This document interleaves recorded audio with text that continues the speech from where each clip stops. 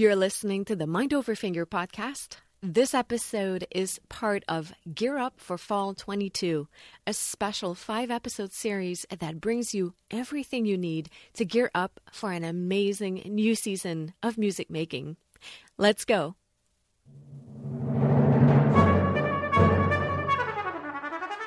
Welcome to the Mind Over Finger podcast, discussions on mindful music making, efficient practice, and building a purposeful career. And now, your host, violinist, teacher, and high-performance coach for musicians, Dr. Renee Paul Gauthier.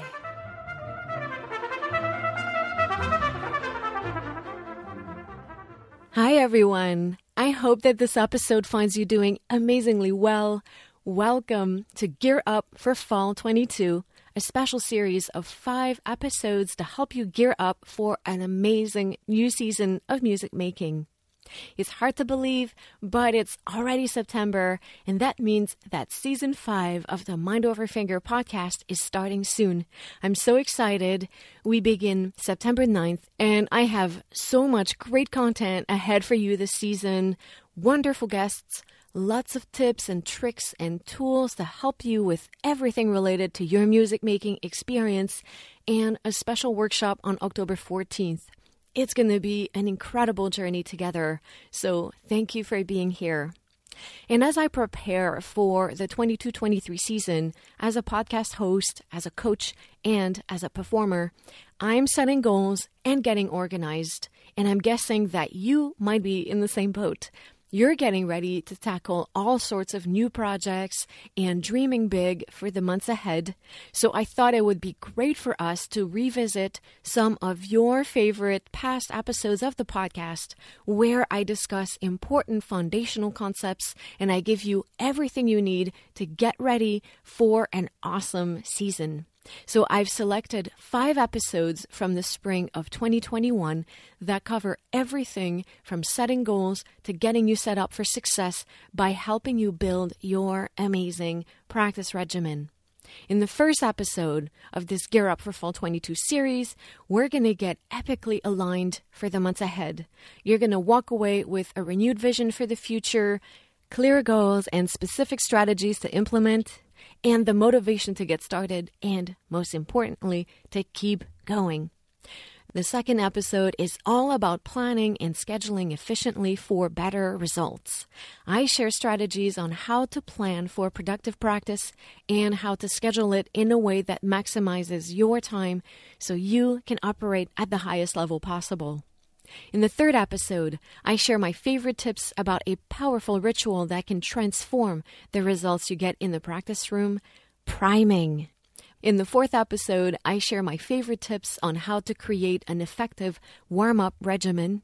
And in the fifth and last episode of this series, I teach you how to create an efficient practice session breakdown. You're going to hear about the 3 basic qualities you want in a practice session, the mindsets to nurture to be productive in your work, and the general sections to include in a solid musical progression. So get comfortable, grab what you need to take some notes, and make sure to visit mindoverfinger.com/resources to download the various resources that come with the episodes, grab the episode transcripts, and to join the waitlist for the free fall workshop. All those links are also going to be in the show notes. All right, are you ready? Let's gear up for Fall 22.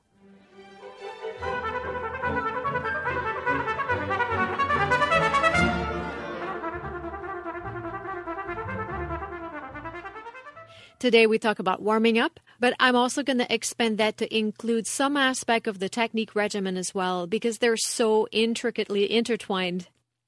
For me, warming up starts with the intention of easing the body into action gently, but also efficiently. You know that I begin with priming because you listened to the previous episode of this series, so warming up is the natural unfolding of things for me. Now, the thing with warm-up is that it can look like anything and everything. If you ask 50 different people, they'll swear by 50 different kinds of warm-up regimens. So what are we supposed to do? I'm going to start by saying this about warming up. Whatever you do, you can't mess it up. I tell my clients this all the time. I mean, okay, maybe that's a little bit of a lie. If you grab your instrument or sit at the keyboard and just go mindlessly through the motions, then there's definitely room to mess a lot of things up and build up a whole bunch of bad habits and waste a bunch of time. But if you go in there, you walk in the practice room with the intention of being mindful and present, you're paying attention, you're curious, and you have clarity of purpose, you can't mess it up. I think a good place to start is with priming. Again, catch episode 91 if you haven't already. And in your priming, ask yourself this question: what is my purpose in today's session? Once you have a clear idea of what you're going after, get playing. The second thing I want to say about warming up before I jump in the details is this. Please, please, please do not skip your warm-up. We have so much to do and we're in a hurry, and it's so easy to feel like we need to jump into the action right away. But that's the best way to slow down your progress and, even worse, get injured. So whatever you do, make sure you get into the habit of warming up, of really making sure that all of your muscles, joints, ligaments, all of this is really ready for the work. Think long term. Warming up is one of the best ways to anchor your progress and prevent injuries. What you're doing when you warm up is you're strengthening yourself, and you will save time in your practice because the mechanics are going to be working at optimal level. One of my favorite quotes is from Abraham Lincoln, and he says, "Give me 6 hours to chop down a tree, and I will spend the first 4 sharpening the axe." If you work with me, you've heard this quote many times. It's so good. Now, I don't mean for you to spend 4 hours warming up and working on technique here, but you want to spend some time making sure that all the mechanisms are good to go, all the muscles are warm, and you've maximized your body for efficient practice. I'll start by sharing with you what I like, then I'll add some suggestions. I have what I would call a modular routine. There are things I like to do when I first pick up the instrument, and there are elements I want to cover, both in my warm-up and in my technique routine. The specifics might change from day to day, depending on what I have to do that day and how much time I have, but the modules tend to stay pretty much the same. I like to start with some slow and mindful long tones to gently open up my bow arm and open up my sound. This can look like open strings or long notes with vibrato, some Simon Fisher exercises. There are so many options. Then I like to do some exercises to get my left hand going. And again, I have a long list of exercises that I like for this. Dexterity drills, shifting exercises, so many choices. And I'll usually start things slowly and build up to faster tempi.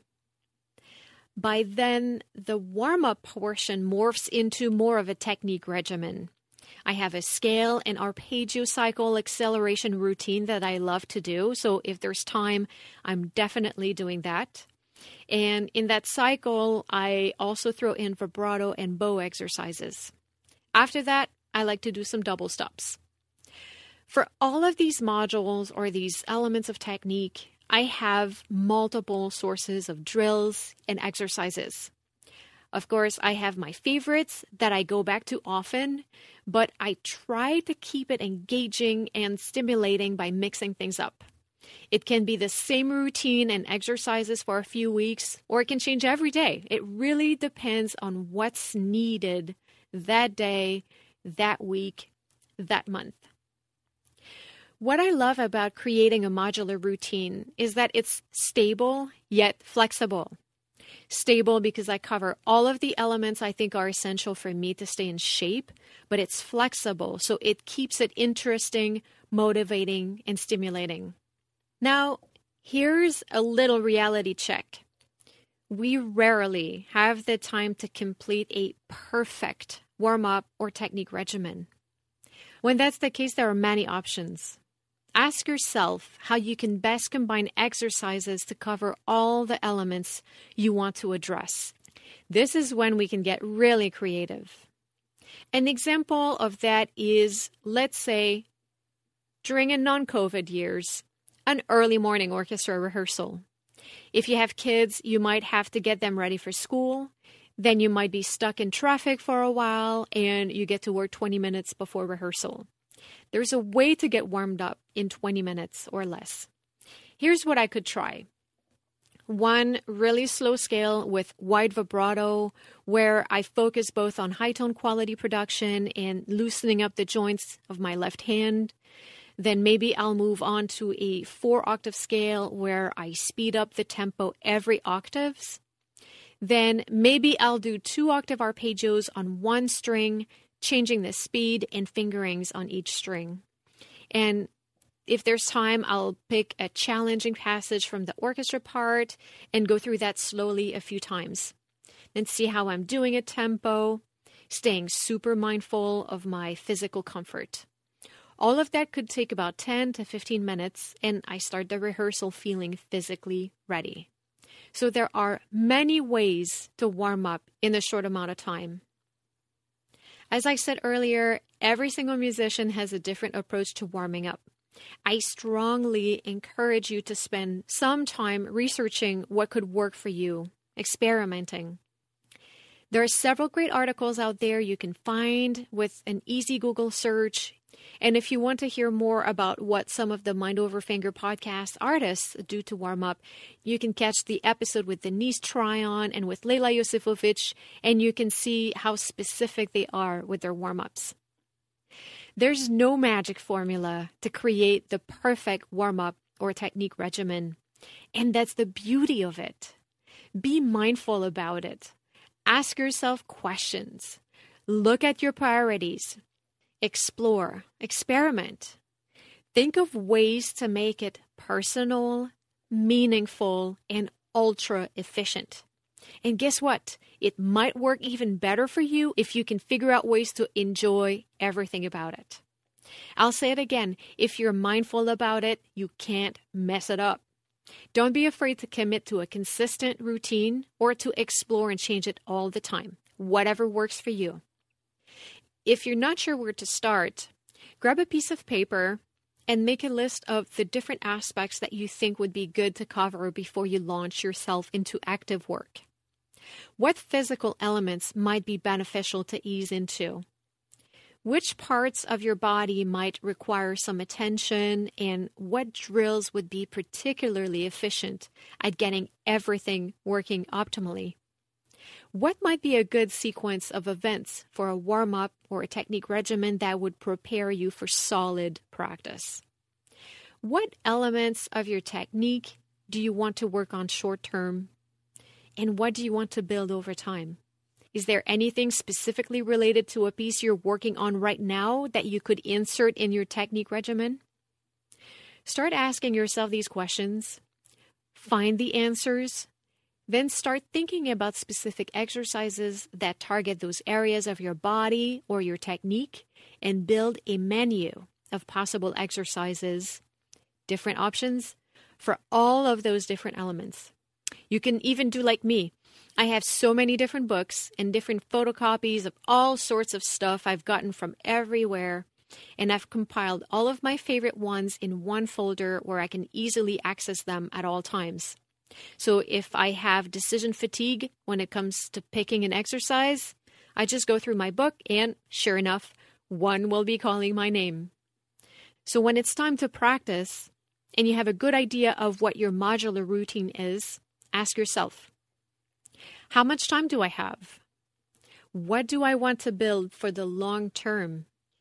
And what would best serve my needs today? What would prepare me for the work physically and mentally? What would ignite my interest? And how can I execute it in a way that is interesting, stimulating, and enjoyable for me? Once you have those answers, start playing. And I would like to say this again about a warm-up and a practice regimen. you can truly make it enjoyable and interesting. Warming up and working on your technique is truly for yourself. A slow warm-up can at times feel like a meditation practice in some ways. And practicing your technique is not just about going through the motions because you think you have to. There's real comfort in knowing that every single note you play builds your skills and gives you more abilities to translate your emotions and your message into music. If you're present and you really make the effort to be engaged in your technical work, your progress will be more rapid and you will enjoy the process tremendously. Now, as promised in the last episode of this series, I've prepared another visualization exercise for you. It's going to play here at the end of the episode, and I'm also making it available by itself for download if you'd like to be able to access it easily regularly. You can find that in the resources page of my website at mindoverfinger.com/resources. In the priming episode, the exercise I shared with you is a very calming and centering one. And this time, I'm offering you one that can be helpful for those days where you feel like you need a little bit of a boost of energy before you start practicing. It combines some elements of the mindfulness practice I like, some pranayama, and a little bit of the centering up technique taught by Dr. Don Green. And now, let's get to our guided visualization exercise. So I invite you to settle in for a few moments. We're going to take some time to get grounded, get aligned, get energized, and get ready for the wonderful work ahead. So please come to a standing position, feeling comfortable, with your feet hip-width apart, your arms hanging by your sides, your spine elongated, and your knees unlocked. Feel a gentle smile on your lips, and let your gaze fall gently a couple of feet in front of you, and let your eyes be soft in focus. If that feels good to you, maybe sway gently left to right until you find a comfortable balance and you feel stable in your stance. And start to turn your awareness to the flow of your breath and start noticing it. Noticing the inhales and the exhales. Feeling the air going in and out of your nostrils. Feeling your rib cage expand and contract over each breath cycle. And we're going to use this flow of breath to make this connection between our mind and our body very vivid.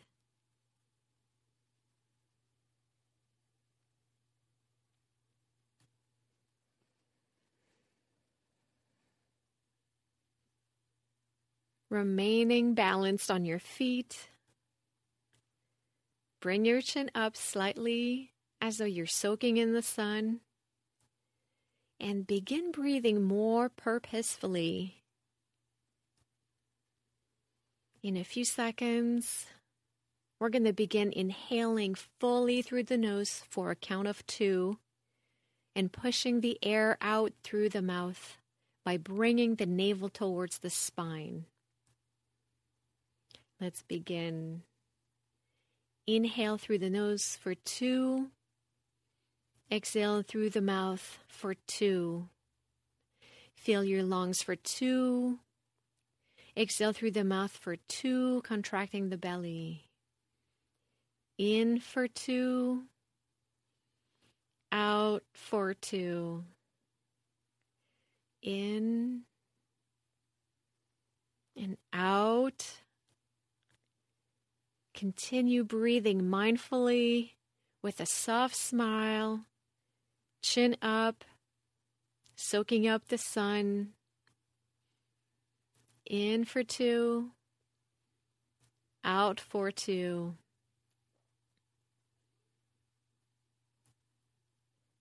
continuing to breathe, feel the energy rising up your spine and spreading throughout your body. And still breathing, feel positivity reaching every part of your body. And continue breathing with purpose. In for 2, out through the mouth for 2.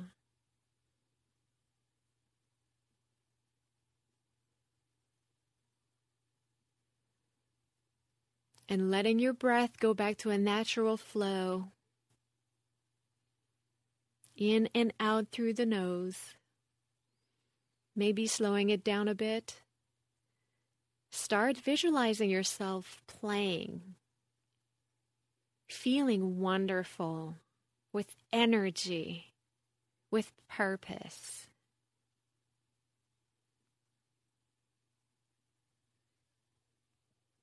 Imagine comfortable movements and efficiency. Feel vitality spreading through you, and imagine yourself enjoying immensely the experience of playing the instrument. And as you do that, be aware of your positive attitude, your curiosity, your ability to handle anything that comes your way in this session.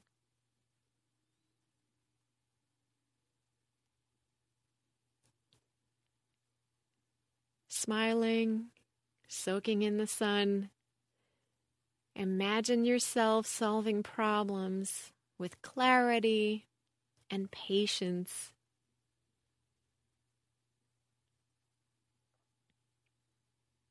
Take one deep inhale, feeling positive energy and enthusiasm flowing up your spine. And as you exhale fully, release expectations and welcome the musical experience you're about to have in its entirety. And there you have it. I hope this was helpful.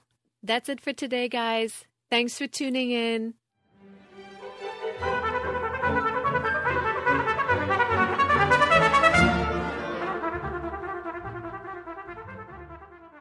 Thank you guys so much for listening. I hope you enjoyed this episode of the Gear Up for Fall 22 series. If this content was helpful for you, please share with everyone you think could benefit from it.